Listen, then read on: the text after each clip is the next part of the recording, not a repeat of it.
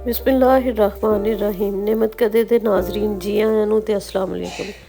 नाजरीन अज मैं तुहाडे लई ना चिकन बिरयानी बनाउण दी ना रेस्टोरेंट स्टाइल एक ना बड़ी अच्छी रेसिपी लैके आई हाँ। ਜਦੋਂ ਇਹ ਤੁਸੀਂ ਚਿਕਨ ਬਿਰਿਆਨੀ ਬਣਾਓਗੇ ਇਹਨੂੰ ਬਹੁਤ ਜ਼ਿਆਦਾ ਇੰਜੋਏ ਕਰੋਗੇ। ਇਹਦੇ ਲਈ ਅਸੀਂ ਜਿਹੜਾ ਨਾ ਇੱਕ ਪਾਈਆ ਟਮਾਟਰ ਲਏ ਨੇ, 8-10 ਜਿਹੜੀਆਂ ਨਾ ਸਬਜ਼ ਮਿਰਚਾਂ ਲਈਆਂ ਨੇ,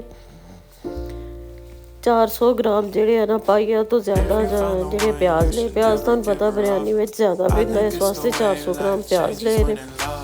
1 ਕਿਲੋ ਚਿਕਨ ਲਿਆ ਵਾ ਹੱਡੀ ਵਾਲਾ, ਤੇ ਦੂਸਰਾ ਜਿਹੜਾ ਹੈ ਨਾ 1 ਕਿਲੋ ਹੀ ਚਾਵਲ ਲਏ ਨੇ।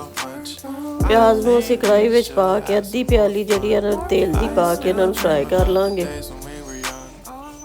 ਪਿਆਜ਼ ਨੂੰ ਫਰਾਈ ਕਰਨ ਲਈ ਤੁਸੀਂ ਕੋਸ਼ਿਸ਼ ਕਰਿਆ ਕਰੋ ਕਿ ਤੇਲ ਜਿੰਨੇ ਜ਼ਿਆਦਾ ਘੱਟ ਤੋਂ ਘੱਟ ਯੂਜ਼ ਕਰੋ, ਕਿਉਂਕਿ ਫਿਰ ਬਿਰਿਆਨੀ ਜਿਹੜੀ ਹੈ ਨਾ ਆਇਲੀ ਨਹੀਂ ਬਣਦੀ ਅਤੇ ਖਾਣ ਵਿੱਚ ਬਹੁਤ ਮਜ਼ੇਦਾਰ ਲੱਗਦੀ ਹੈ। ਇੱਥੇ ਇੱਕ ਚੁੱਲ੍ਹੇ 'ਤੇ ਅਸੀਂ ਜਿਹੜੇ ਆ ਨਾ ਪਿਆਜ਼ ਫਰਾਈ ਹੋਣੇ ਰੱਖ ਦਿੱਤੇ, ਦੂਸਰੇ ਚੁੱਲ੍ਹੇ 'ਤੇ ਜਿਹੜਾ ਪਾਣੀ ਰੱਖਾਂਗੇ ਚਾਵਲਾਂ ਨੂੰ ਬੋਇਲ ਕਰਨ ਲਈ। ਮੈਂ ਹਮੇਸ਼ਾ ਚਾਵਲਾਂ ਨੂੰ ਨਾ ਬੋਇਲ ਯਖਣੀ ਵਿੱਚ ਕਰਦੀ ਹਾਂ। ਆ ਪਾਣੀ ਰੱਖਿਆ, ਇਹਦੇ ਵਿੱਚ 1 ਚਮਚ ਜਿਹੜਾ ਹੈ ਨਾ ਨਮਕ ਦਾ ਪਾ ਕੇ ਇਹਨੂੰ ਬੋਇਲ ਹੋਣ ਲਈ ਰੱਖ ਦਿੱਤਾ ਹੈ। ਲੇਕਿਨ ਇਹਦੇ ਵਿੱਚ ਮੈਂ ਪਹਿਲੋਂ ਨਾ ਚਿਕਨ ਨੂੰ ਥੋੜ੍ਹਾ ਜਿਹਾ ਬੋਇਲ ਕਰ ਲਾਂਗੀ। ਉਹਦੇ ਨਾਲ ਇਹ ਹੋਣਾ ਕਿ ਪਾਣੀ ਦੇ ਵਿੱਚ ਯਖਣੀ ਨਿਕਲ ਆਉਣੀ ਹੈ, ਅਤੇ ਉਸ ਯਖਣੀ ਵਿੱਚ ਅਸੀਂ ਜਿਹੜਾ ਹੈ ਨਾ ਬਾਅਦ ਵਿੱਚ ਚਾਵਲ ਬੋਇਲ ਕਰ ਲਾਂਗੇ। ਪਿਆਜ਼ ਫਰਾਈ ਹੋ ਗਿਆ, ਹੁਣ ਇਹਦੇ ਵਿੱਚ ਜਿਹੜਾ ਹੈ ਨਾ ਚਿਕਨ ਪਾ ਲਿਆ ਵਾ, ਜਿਹੜਾ ਨਾ ਤਕਰੀਬਨ ਅੱਧਾ ਬੋਇਲ ਹੋਇਆ ਵਾ।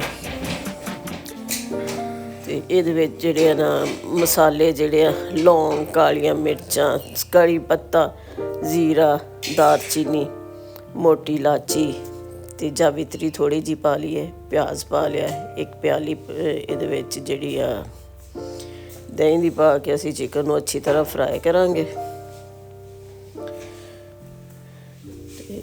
ਇਹਦੇ ਨਾਲ ਹੀ ਇਹਦੇ ਵਿੱਚ ਜਿਹੜਾ ਹੈ ਨਾ ਕੁੱਟੀਆਂ ਹੋਈਆਂ ਲਾਲ ਮਿਰਚਾਂ ਦਾ 1 ਚਮਚ ਪਾਉਣਾ, 1 ਚਮਚ ਨਮਕ ਦਾ, 1 ਚਮਚ ਲਾਲ ਮਿਰਚਾਂ ਦਾ, 1 ਚਮਚ ਬਿਰਿਆਨੀ ਮਸਾਲੇ ਦਾ, ਅਤੇ ਸੁੱਕਾ ਧਨੀਆ ਅਗਰ ਤੁਹਾਡੀ ਡਿਜ਼ਾਇਰ ਹੈ ਤਾਂ ਪਾ ਲਓ। 1 ਚਮਚ ਹਲਦੀ ਦਾ ਪਾ ਕੇ ਅਤੇ ਅਸੀਂ ਗੋਸ਼ਤ ਨੂੰ ਅੱਛੀ ਤਰ੍ਹਾਂ ਨਾਲ ਫਰਾਈ ਕਰ ਲਾਂਗੇ। ਅੱਛੀ ਤਰ੍ਹਾਂ ਮਸਾਲੇ ਨੂੰ ਭੁੰਨਣ ਤੋਂ ਬਾਅਦ ਅਸੀਂ ਇਹਦੇ ਵਿੱਚ ਜਿਹੜੇ ਨਾ ਉਬਲੇ ਹੋਏ ਚਾਵਲ ਨੇ ਉਹ ਵਿੱਚ ਪਾ ਕੇ ਅਤੇ ਇਹਨੂੰ ਦਮ ਦੇ ਲਾਂਗੇ। ਆਲੂ ਬੁਖਾਰਾ ਅਤੇ ਇਮਲੀ, 50 ਗ੍ਰਾਮ ਆਲੂ ਬੁਖਾਰਾ ਅਤੇ 100 ਗ੍ਰਾਮ ਜਿਹੜਾ ਨਾ ਇਮਲੀ ਪਾ ਕੇ ਮੈਂ ਭਿਓਂ ਦਿੱਤਾ ਸੀ। ਉਹਦਾ ਪਲਪ ਜਿਹੜਾ ਨਾ ਅਸੀਂ ਇਸ ਚਿਕਨ ਵਿੱਚ ਪਾ ਲਾਂਗੇ, ਕਿਉਂਕਿ ਖੱਟੀ ਬਿਰਿਆਨੀ ਜਿਹੜੀ ਹੈ ਨਾ ਉਹ ਬਹੁਤ ਮਜ਼ੇਦਾਰ ਲੱਗਦੀ ਹੈ। ਮਸਾਲਾ ਹੁਣ ਸਾਡਾ ਬਿਹਤਰੀਨ ਕਿਸਮ ਦਾ ਤਿਆਰ ਹੋ ਗਿਆ। ਹੁਣ ਅਸੀਂ ਇਸ ਮਸਾਲੇ ਨੂੰ 2 ਹਿੱਸਿਆਂ 'ਚ ਡਿਵਾਈਡ ਕਰਕੇ ਤਹਿ ਦਰ ਤਹਿ ਜਿਹੜੇ ਆ ਨਾ ਚਾਵਲ ਇਹਦੇ ਵਿੱਚ ਪਾ ਲਵਾਂਗੇ। ਅੱਧੇ ਚਾਵਲ ਪਾ ਕੇ ਇਹਦੇ ਉੱਤੇ ਜਿਹੜਾ ਹੈ ਨਾ ਬਾਕੀ ਦਾ ਮਸਾਲਾ ਪਾ ਕੇ ਬਕਾਇਆ ਚਾਵਲ ਜਿਹੜੇ ਨੇ ਉਹ ਇਹਦੇ ਉੱਤੇ ਪਾ ਕੇ ਅਤੇ ਇਹਨੂੰ ਦਮ ਦੇਵਾਂਗੇ। ਹੁਣ ਜਿਹੜਾ ਅੱਧਾ ਮਸਾਲਾ ਮੈਂ ਕੱਢ ਲਿਆ ਸੀ ਉਹ ਇਹਦੇ ਵਿੱਚ ਚਾਵਲਾਂ ਦੇ ਵਿੱਚ ਪਾਇਆ, ਅਤੇ ਇਹਦੇ ਉੱਤੇ ਦੂਸਰੇ ਜਿਹੜੇ ਬਾਕੀ ਬਚੇ ਹੋਏ ਚਾਵਲ ਨੇ ਉਹ ਪਾ ਕੇ ਉੱਤੇ ਨਿੰਬੂ ਲਾ ਕੇ ਅਤੇ ਇਹਦੇ ਵਿੱਚ ਅਸੀਂ ਫੂਡ ਕਲਰ ਪਾਵਾਂਗੇ। ਮੈਂ ਹਮੇਸ਼ਾ ਸੁੱਕਾ ਫੂਡ ਕਲਰ ਪਾਉਂਦੀ ਹਾਂ, ਕਿਉਂਕਿ ਉਹ ਫਿਰ ਚਾਵਲਾਂ ਵਿੱਚ ਜ਼ਿਆਦਾ ਨਹੀਂ ਫੈਲਦਾ ਅਤੇ ਕਲਰ ਬਹੁਤ ਅੱਛਾ ਆਉਂਦਾ ਵਾ। ਵਾਈਟ ਅਤੇ ਯੈਲੋ ਕਲਰ ਦੇ ਚਾਵਲ ਜਿਹੜੇ ਆ ਨਾ ਬੜੇ ਅੱਛੇ ਲੱਗਦੇ ਨੇ। ਅਗਰ ਅਸੀਂ ਪਾਣੀ ਵਿੱਚ ਘੋਲ ਕੇ ਕਲਰ ਨੂੰ ਪਾਉਂਦੇ ਹਾਂ ਅਤੇ ਫਿਰ ਉਹ ਸਾਰੇ ਚਾਵਲਾਂ ਦੇ ਵਿੱਚ ਫੈਲ ਜਾਂਦਾ ਅਤੇ ਚਾਵਲ ਜਿਹੜੇ ਨਾ ਇੰਨੇ ਜ਼ਿਆਦਾ ਅੱਛੇ ਖੂਬਸੂਰਤ ਨਹੀਂ ਨਜ਼ਰ ਆਉਂਦੇ।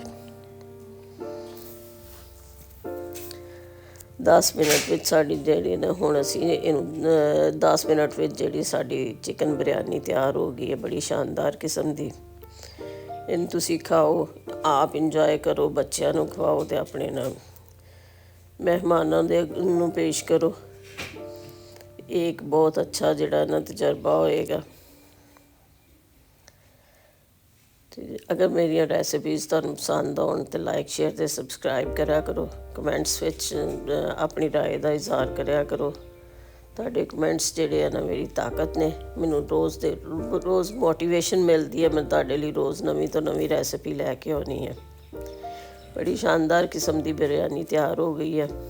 ਹੁਣ ਤੁਸੀਂ ਇਹਨੂੰ ਸਲਾਦ ਅਤੇ ਦਹੀਂ ਦੇ ਰਾਇਤੇ ਨਾਲ ਨੋਸ਼ ਫਰਮਾਓ ਅਤੇ ਮੈਨੂੰ ਇਜਾਜ਼ਤ ਦਿਓ।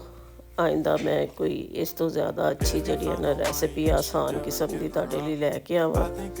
ਘਰ ਵਿੱਚ ਬਣੀਆਂ ਹੋਈਆਂ ਚੀਜ਼ਾਂ ਜਿਹੜੀਆਂ ਹੁੰਦੀਆਂ ਨੇ ਬਜਟ ਫਰੈਂਡਲੀ ਹੁੰਦੀਆਂ ਨੇ, ਇਹਨਾਂ ਦੀ ਕੁਆਂਟੀਟੀ ਵੀ ਜ਼ਿਆਦਾ ਹੁੰਦੀ ਹੈ ਅਤੇ ਕੁਆਲਿਟੀ ਵੀ ਜ਼ਿਆਦਾ ਹੁੰਦੀ ਹੈ। ਇਹ ਮੈਨੂੰ ਹੁਣ ਇਜਾਜ਼ਤ ਦਿਓ। ਅੱਲਾ ਹਾਫਿਜ਼।